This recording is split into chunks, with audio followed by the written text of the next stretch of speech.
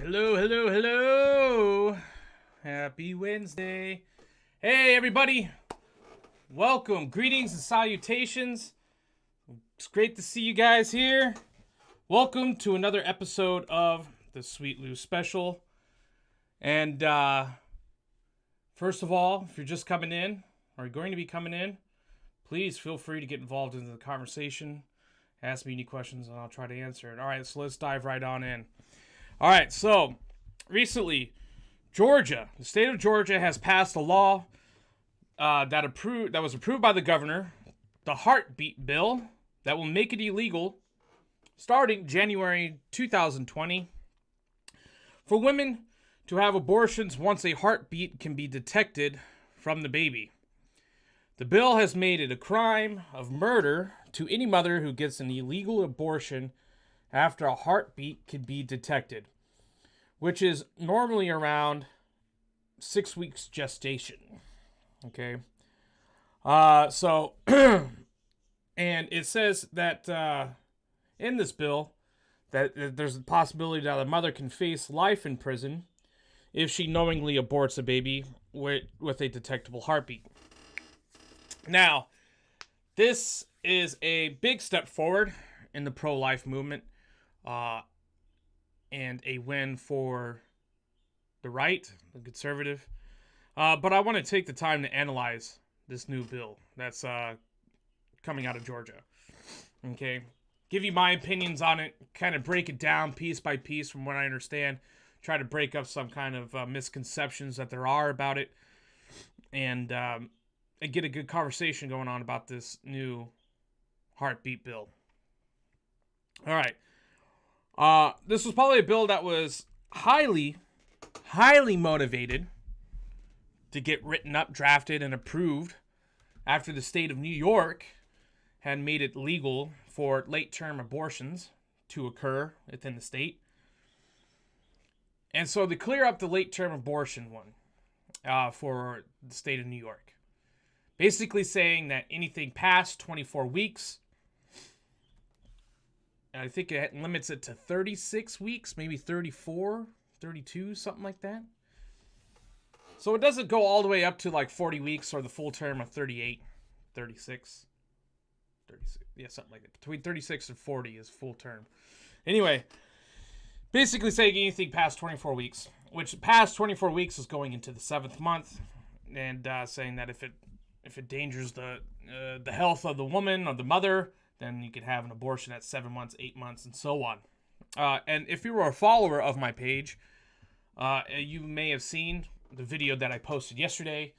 That was kind of a graphic, a little bit of a vile video, but it exposes the truth about how abortions are done and how the people on the left, or some people, I should say, consider that a fetus or a baby is not a human being, even if it does have a heartbeat, which is just asinine. And if you haven't watched the video yet, you'll find it on my page. Many people have commented on it, and so just to give you a point of view and an eye-opening truth to what's going on out there. Now, like I said, it was motivated highly by that's why I feel that it was just basically retaliation of what New York had made legal for late-term abortions. Which goes off to, and I'll get on a little bit of a rant here, okay? Because I have very strong feelings about this, and I've gotten into arguments with friends in regards to this. And it's this,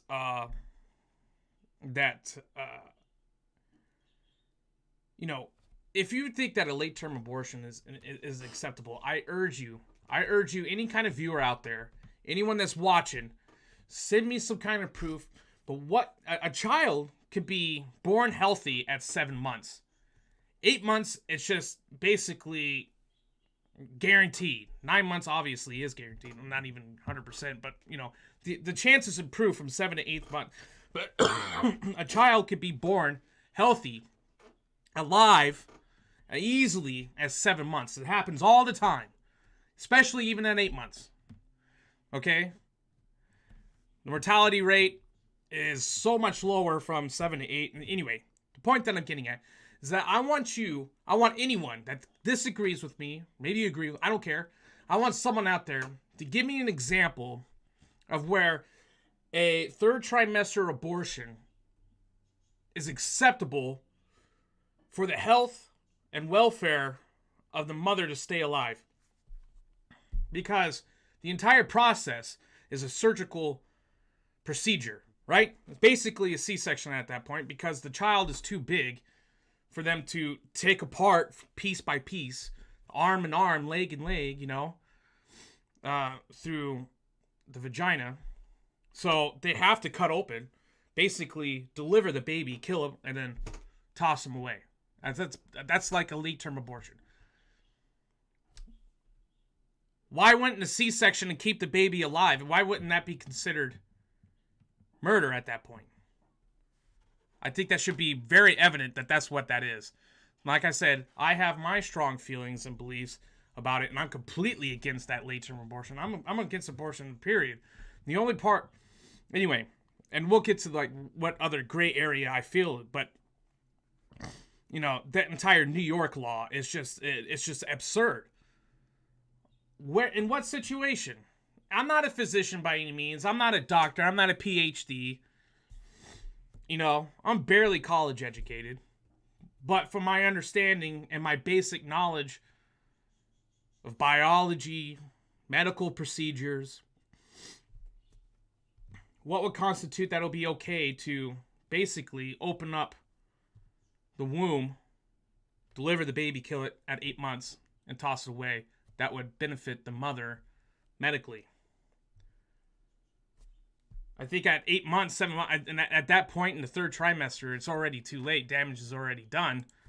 But, again, send me some kind of proof. Send me some kind of evidence, some kind of medical articles, journals, peer review, whatever. Send it to me. Try to prove me wrong. I would like to. I would like to debate that entire thing. Okay, to go on. Now, I feel as if it is right and that this new law is in place as it now details that a fetus in a state law is now recognized as a human being, to which I agree 110,000%. Now, as you've seen in the video that I posted yesterday, people on the left have argued that a fetus in the womb is not a human being. And I just think that kind of logic is asinine, completely absurd. What the hell would it be? It's not a dog. It's not a cucumber. It is a human embryo. A human being. Shouldn't be that hard to fucking know this. Human embryos are not human. I could be saying, I guess their justification is like, well, a white blood cell is not a human being. A white blood cell doesn't turn into a fucking human being. A fertilized egg does. Why are we at this point in society where we want to declassify living things as human? We don't want it to be human. We don't want it to be. We can't give it, because the left knows that. If we give it a face, if we give it a life, if we give it a title, then it makes their entire scheme of trying to make convenient abortions legal throughout the entire country. And that's fucking wrong. There is not, we don't value life anymore, man. We've gotten to this point in society that we have to argue what is a human and what isn't. This is strange. It's so, we're fucked. So I've said before, the only gray area to abortion in which I agree with is if a fetus endangers the life of the mother in early gestation. And I can understand possibly up into a second trimester, but again, I don't know the specifics for sure. What I do know for sure, and I'm pretty solidly sure, that basically in the third trimester, the chances of that fetus being any kind of danger, or the child, I should say, I'm going to stop referring to it as a fetus, but that baby, of any danger to the mother, at 7 or 8 months, I don't find any kind of situation where that, the only thing that would be in danger to the mother, which I feel, at that point in the third trimester is an improper delivery, as in there's bleeding that occurs that can't be stopped, be found by the doctor, so on and so forth, and that could be a danger, but the carrying of itself, okay? I mean, but I do agree that there are some situations in which an abortion can be necessary when it becomes life-threatening for the mother, but that usually becomes a big sign and really prevalent in the early gestation of a child. And that's from my understanding, and I think there's many others that agree with me too. But I think of any other excuse, why a late-term abortion in the third trimester would even be conceivable as any kind of medical necessity, because at that point, surgical procedure, like I said, will have to occur. Basically, a C-section will have to occur if you're going to abort a child at 8 months gestation. You know, like I said before, that's what's going to happen. Basically, that's, in my eyes, that's murder, because the child has to be delivered, and whatever has happened. You know, I wouldn't be surprised, and I'm not surprised, I believe it, that there's sick shit that goes on, you know, in the medical profession when it comes to doctors that perform abortions. You know, I'll put on my Alex Jones hat for a little bit. I don't care. You know, and I'll say that, yeah, do I think that there's a possibility that human body part harvesting is out there? I think, yeah. I mean, like, it really wasn't unconceivable when the governor of Virginia is, we'll keep the baby comfortable, you know, and if the mother wants us to resuscitate it, we'll resuscitate it. Then we'll keep it comfortable and then pass it along. I don't know.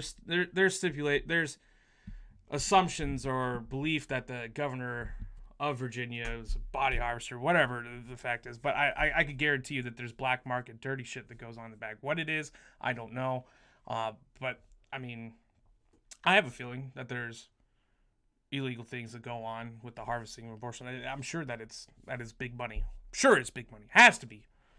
Otherwise, why would we have to argue about what is human and what isn't? You know, like we're two alien species. And it's like, if you're human, you have rights. If you're not human, then off to the guillotine. It's crazy.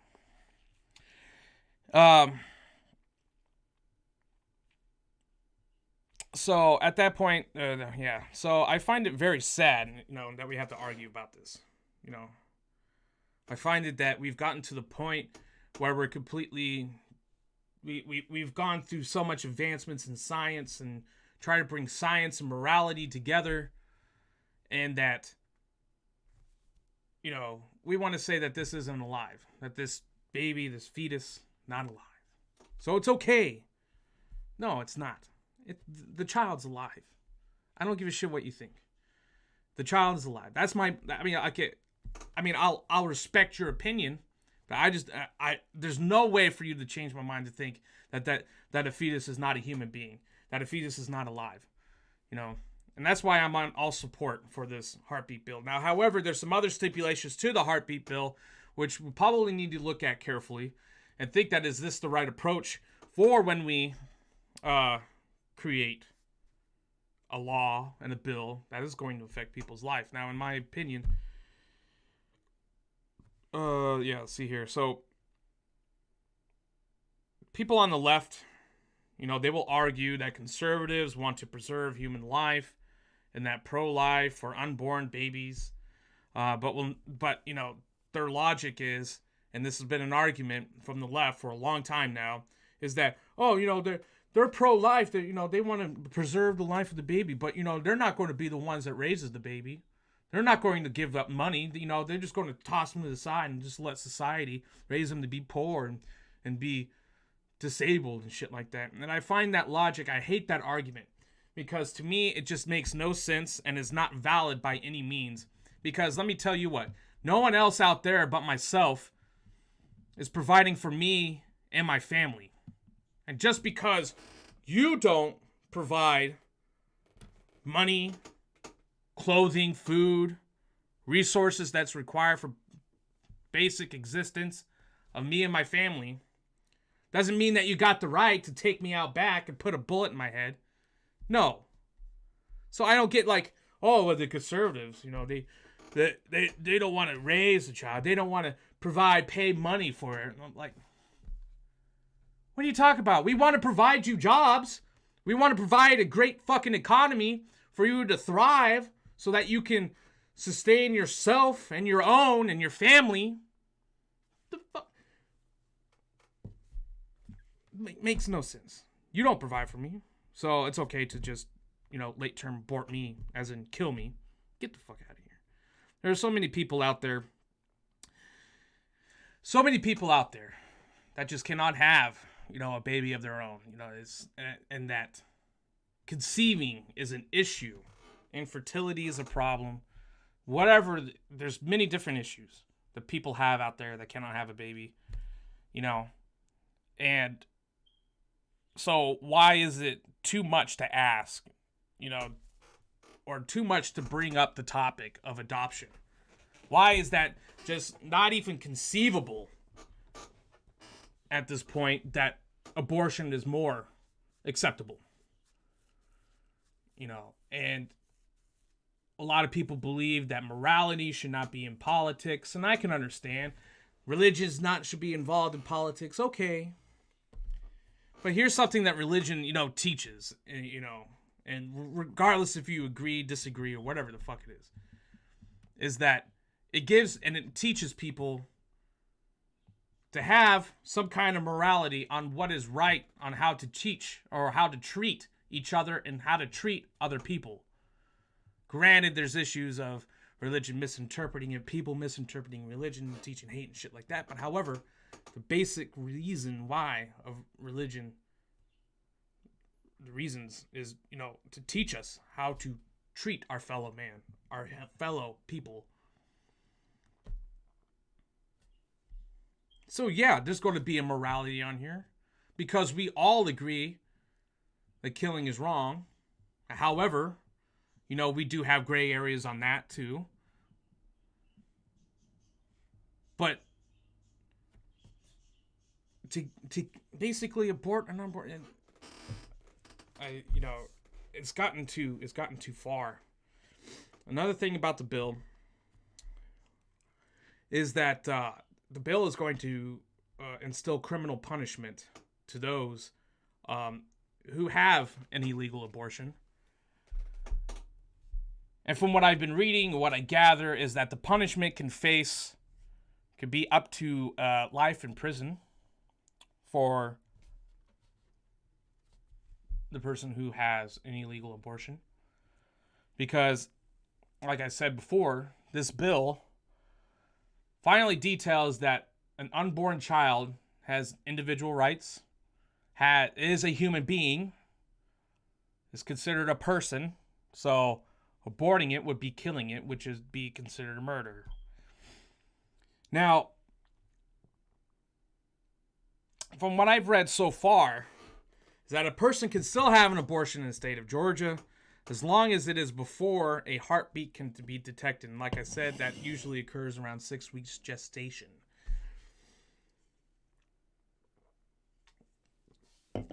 I don't think that necessarily is going to prevent people getting from Plan B, I believe is what it's called. And so I don't know. But from what I gather is that the biggest thing is, like it's in the title of the bill, the heartbeat bill, is that you can still have an abortion as long as it's prior to detecting the heartbeat. But do I think that life imprisonment for a woman or a person, because now they're trying to say that it's not just women that get pregnant. Anyway, but I'm going to say that. Fuck it. For women to have an abortion, do you think life imprisonment really is an appropriate punishment? I'm going to say no. And I don't know, because to me it just seems like, even though it is a person, and they have the individual rights, I just don't think that, because there's so many emotions, so many fears, so many things that are involved to a woman when she is pregnant, and to the family when they're having a child. And I just don't think that life imprisonment would be necessarily appropriate for someone that may or may not have complete awareness of like what the repercussions would be. I just don't think I don't know. I just don't think that life imprisonment is correct, especially for the mother that's having an abortion. What I do think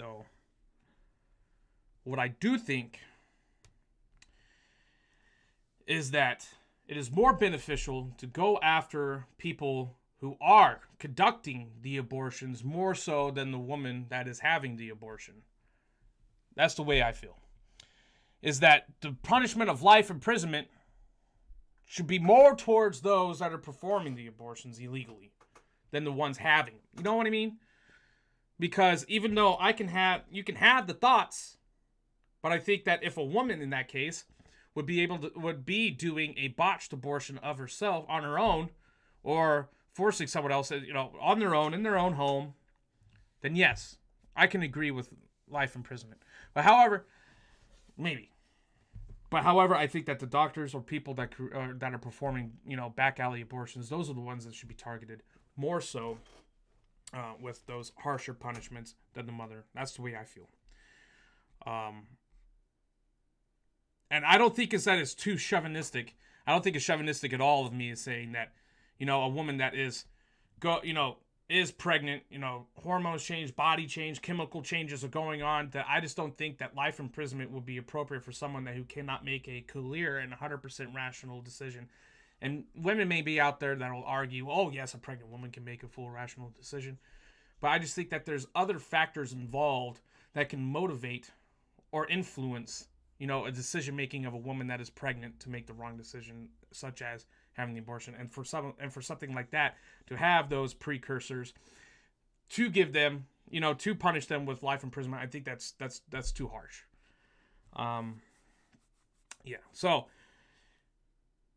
now comes to the next topic that involves this bill. All right, and it's this, and it's basically, what about people that go out of the state of Georgia to get an abortion? We know it's going to happen. We know, starting when this bill comes into effect in 2020, we know people are going to go to Florida. I think, Florida has it legal, or go over to South Carolina, whatever the neighboring state, and the other neighboring states, or go off to a different state, whatever. Someplace that they could have a legal abortion. We know it's going to happen. So what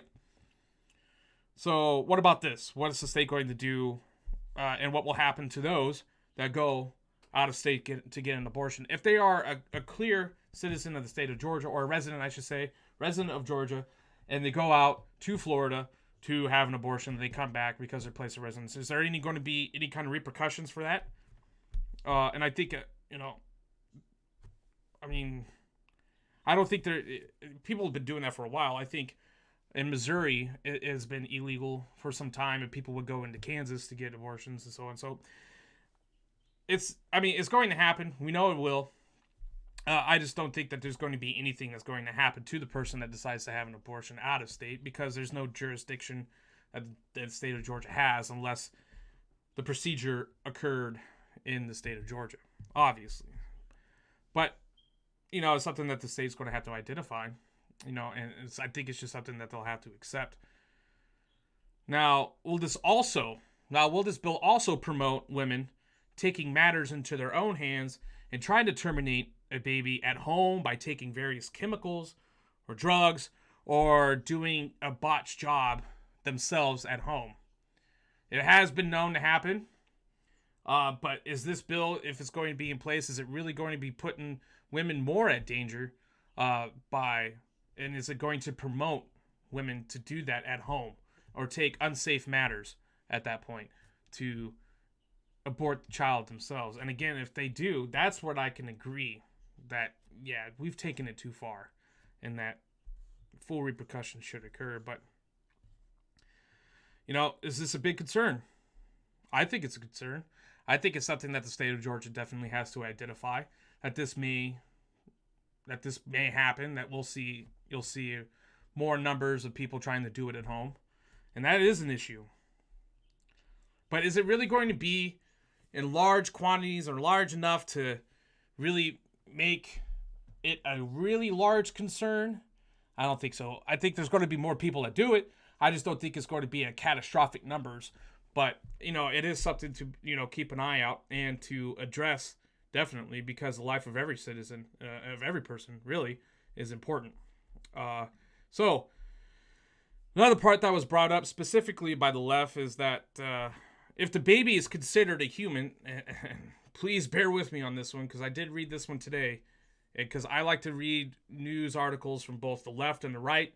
So some of them just are like jaw-dropping for me, and they're mostly, left-leaning liberal sources. But however, bear with me here. Okay, so if a baby is considered a human being with individual rights inside the womb, then if the mother is incarcerated in prison while pregnant, then technically, and this is by the left, that technically that baby is being held behind bars without any reason. It's held against their will. And that they're being held behind bars illegally in the womb of their mother. So, but I mean, really? I mean, do you get what I'm saying? Like, they're saying that, if the baby has individual rights, then if the mother's behind bars because the mother committed a crime and the baby didn't, then why is the baby behind bars? Really? That is the best fucking argument you could come up with? That's the best retort you have? Or a rebuttal against the entire bill? The logic, man, is just extremely fucked up and askew. The mother is being punished, not the baby, obviously. How is the baby being punished by any means? The baby doesn't have the ability to freely walk around. Then you could say, by that same logic, you could say, well, the mother is illegally imprisoning the baby and restricting that baby from free access to be able to move around in its own free will out in the world. You see how the fucking logic is just so fucked up? I mean, this is what they think of. This is the type of shit that the left, or some people on the left, think of, man. For what? Oh, man. But you know what? What has been true is that the topic of abortion just recently, in the past few months, it has been such a roller coaster. So much has come up just in this new year about advancements in pro-life and pro-choice, depending on the state that you live in, depending on the state of, the United States. And as I said before, especially when it came to the late-term abortion law, I wouldn't be surprised that California is going to be the next one to follow suit on that late-term abortion laws. I wouldn't be too surprised, like states like Colorado, maybe Oregon. I don't know. But I firmly believe that here soon, and in the near future, that we will see another state that will legalize late-term abortion, and it's going to be terrible. It's going to be sad. It's completely wrong. But then you have to think about, in a state like Georgia that's going to make it illegal, is it really going to make a dent on the statistical numbers of how many abortions occur here in the United States? And I believe on a previous episode, one of my earliest episodes, a month or so ago, that I made about abortion, I think I came up with the number, found the numbers of there's 900,000 abortions that occur in the United States yearly, which is a tremendous number. And let me confirm that. Number of abortions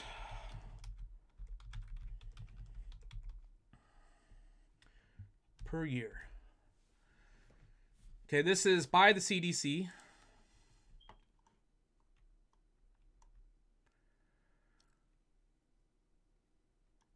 Okay, so it says in 2015, per the CDC, 638,169 legal induced abortions were reported to the CDC from 49 reporting areas. And that's just in 2015. And let me see if I can find the fact that can confirm my original number of 900,000. Yeah, so it says here, and this is on U.S. abortion statistics at abort73.com, that according to the Guttmacher Institute, an estimated 926,240 abortions took place in the United States in 2014, down from 1.06 million in 2011, reported 1.21 million abortions in 2008. So, I mean, like, just tremendous amounts of lives just vacuumed up, man. Just lost. Killed. Gone. Forever. Met the way. Went the way of the dodo, man. Hey, Nelson. And, hey, like I said, this is open forum. And so, hey, shout out to Nicholas Nelson, good friend of mine. Hey, thank you. By the way, thank you for following, being involved in the videos, man. I appreciate your comment. That's great, dude. Hope you're doing good out there. Hope you're being safe, responsible, enjoying the civilian life. But, you know, these numbers are just out there, man. It's outrageous. It's outrageous. And that the CDC statistic, and it specifically says, you know, that's numbers reported to the CDC by 49 reporting areas. So not all of them have been reported. And that was legal abortions. Now, you know, it's just, I personally, as I mentioned in previous episodes, I'm against abortion. I am. I value life, and I feel that I would take the steps of doing what is right to raise a child, no matter how difficult it may be. But, you know, I'm not in that situation because I've made choices. My wife has made decisions where, you know, we feel, my family, her family, all of us, you know, we feel that this is completely wrong. And that we feel that there's other alternatives besides having to abort a child, like adoption. You know, adoption needs to be more prevalent. You know, we get like these celebrities that go out of the country, rich people go out of the country to go to China, Russia, Africa, and you know, that's not a country, but it's a continent, but however, you know, like Nigeria, stuff like that, you know, to adopt children outside of the United States. And to me, in my personal opinion, I find that extremely wrong, and I think that we need to be more proactive in adopting children here in the United States, because here's the sad truth, is that there are children suffering in the United States. And instead of making that an issue of like why children in cities like Chicago, Detroit, Los Angeles, dying cities like Pittsburgh, Buffalo, Rochester, children suffering. There are. It happens in the United States, but we don't want to concentrate on that too much. We want to concentrate on the abortion. We want to make sure that they get killed before they could go out and suffer. Which, you know, these big cities that have these issues of poverty are normally liberal, normally Democrat run.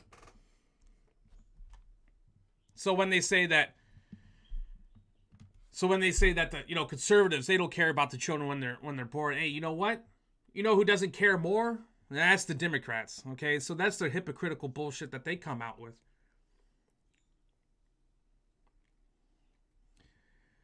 But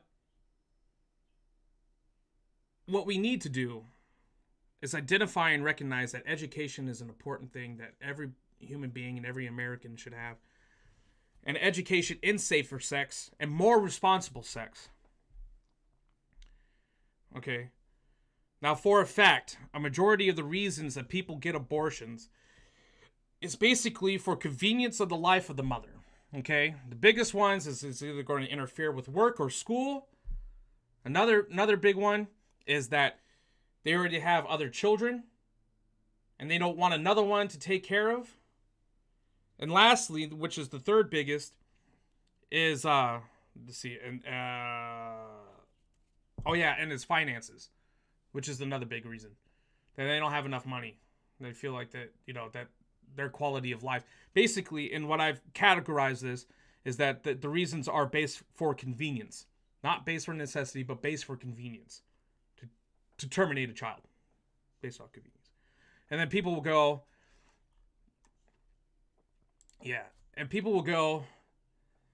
well, what about victims of rape? Well, if you look statistically on the number of abortions that happen, I mean, granted, I'll give you this. Those are the reasons that are being reported, so they may be a little bit askew, but not too far from the truth. It's less than 1% of abortions that happen are on victims of rape or incest. No, the incest one is a different subject on its own. So there is a statistic, and I think that's less than. So combined, it might be close to 1%.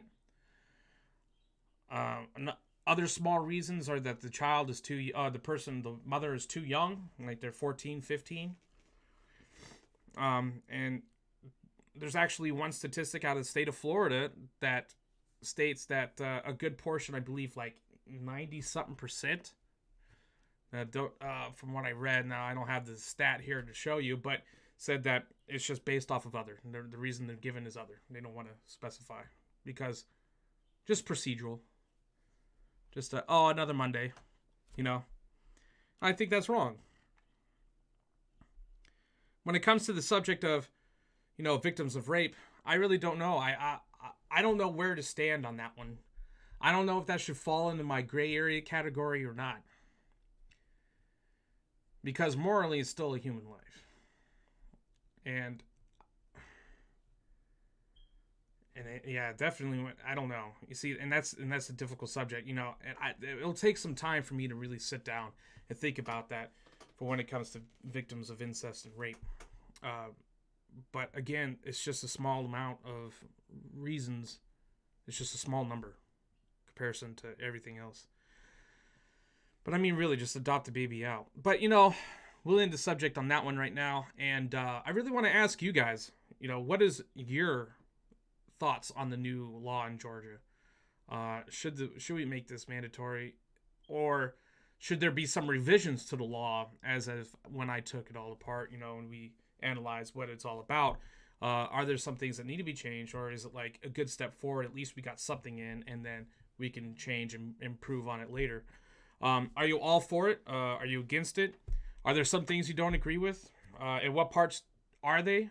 But hey, please share your thoughts and ideas. And, get involved in the conversation. And yes, Nelson, I completely agree. Education is huge on many subjects, on a lot of things. And so is personal responsibility, and be responsible for your actions as well. So we'll move on. Last part of today is in the past week has been kind of terrible time as we've seen 2 more school shootings just in the past week. One was at a STEM high school in Colorado near Columbine High School, not too far. And the other one was at the University of North Carolina. The UNC shooting had claimed 2 lives, with many more injured and some that are still fighting for their lives today. It was a single shooter, a 22-year-old. I don't got his name, nor do I give a shit about putting his name out. But piece of shit. That's what he is. All right, the shooter was apprehended and at one point was tackled by a brave ROTC student by the name of Riley Howell. Okay, he had tackled the gunman to protect his fellow students, but he paid the ultimate price of his life in the process. And if you're a follower of the page, you'll see that this morning I had posted a picture and as a memorial to him, and I will find the other one for the other school as I'm going to explain, and I'll put his up as well, because they're both brave young men, but and it's sad. Now, it was requested that Howell should be buried with full military honor since he was a ROTC cadet, and it's great that it was granted, and I don't know if he has been buried already, but he was supposed to be buried with full military honors because no telling, he could have done great things for the United States military. I don't know if he was an Army ROTC cadet, Marine, or whatever, but he would have served proudly and brought great credit to the United States. And and such brave heroism, man. To be facing down the barrel of a gun, someone to come in and like shoot up a campus, and to have no fear, and that the drive to protect others and to preserve life and to do what was right to defeat and try to stop evil that's what he had. And God bless, man, and rest in peace. And I'm sorry that this happened and that your life had to be cut short. And I'm sorry for the family that has to suffer their loss. The second shooting was at a STEM high school in Colorado. And it had claimed one life, 18-year-old Kendrick Castillo. And again, he was one too. It was two shooters involved in this. One of them was reportedly a transgender male, right? So he was a female going to male. And anyway, shooter came into the classroom, talked to the teacher, said something, I guess, from what I read, and then pulled out a pistol and then started firing. And this young man, he got up and he tackled the shooter that came into his classroom.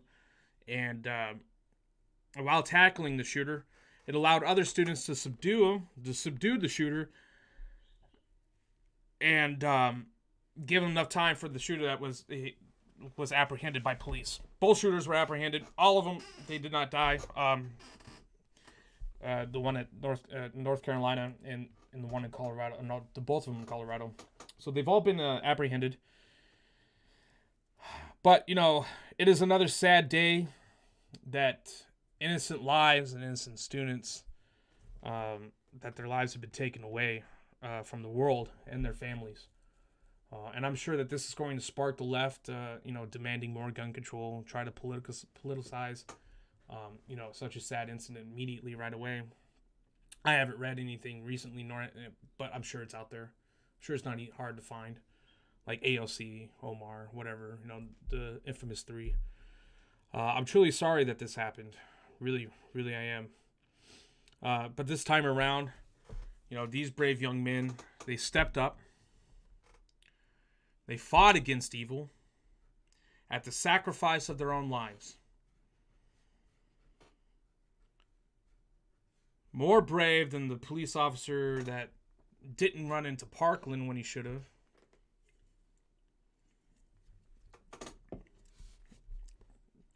Now, to me, it shows that all of us, as human beings on this planet, must be prepared to defend ourselves and others that are going to be victims. As I've said before about incidents like these, is that we must punish the murderers, the shooters, to the fullest extent, and realize the society doesn't want them, and that these criminals will serve no purpose other than to eat, sleep, and shit behind bars in the cell. The thing about the gun control is that there will be gun violence even if guns are outlawed in this country. And if you don't think so, then I feel that you're just delusional. Because we made laws against serious drugs, but that's still everywhere. That's still prevalent.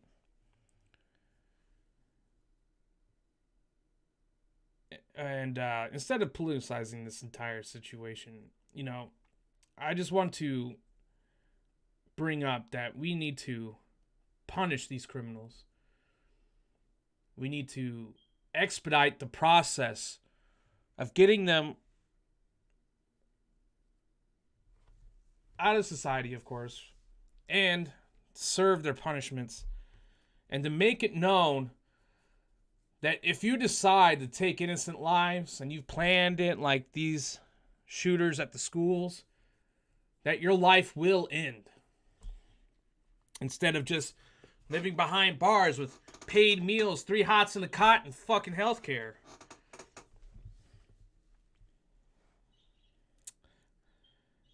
I mean, even the Parkland shooter has yet to be convicted of his crimes that he has admitted to. 17 murders. And multiple assaults. I mean, like, people face death. The entire due process is taking far too long to punish the murderers of these high caliber. And the Parkland shooter, he faces the death penalty, and I hope he gets it. But however, the problem is that we all know that if he gets the death penalty, he's going to be sitting on that death row for 10, 15 somewhat years. Leeching off of the taxpayer and off the state.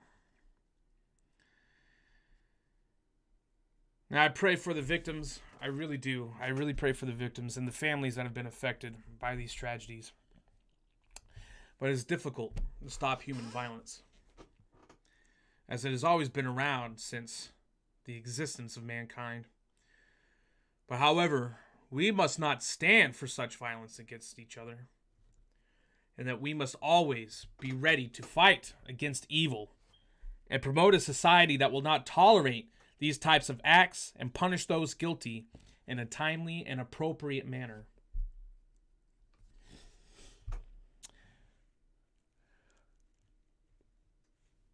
So, again, that's going to conclude today's episode. I want to thank everyone for coming out. Nicholas Nelson, thank you for stopping in, man.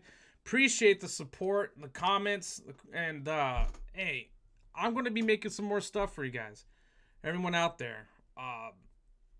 So I love doing this. I love doing this for you. The group is just getting bigger and bigger every day. I keep saying this every episode, but it's true.